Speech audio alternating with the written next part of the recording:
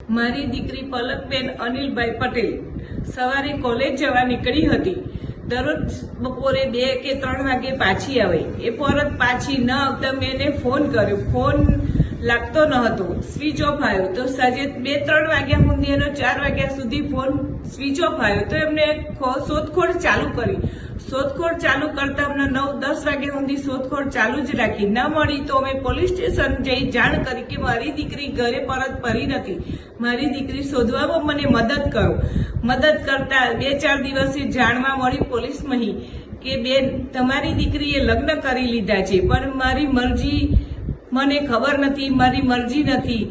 તો રબારી પિયુષભાઈ, દિલીપભાઈ એમની સાથે લગ્ન થઈ ગયા છે એવું મને જાણવા મળ્યું. તો પછી એ લગ્ન મને સ્વીકાર નથી અને રબારી સમાજના આગ્રણીય ઠાકર બાપાને મારે નમ્ર વિનંતી છે કે મારી દીકરી તમે પાછી આપો. તમારા બોલ તમે પકડી રાખો કે તમે જેવું કહેતા હતા કે કોઈ સમાજની દીકરી લેવી નહીં ને કોઈ સમાજની દીકરી આપવી નહીં, આપણા સમાજની દીકરી આપવી નહીં ને કોઈના સમાજની દીકરી લેવી નહીં.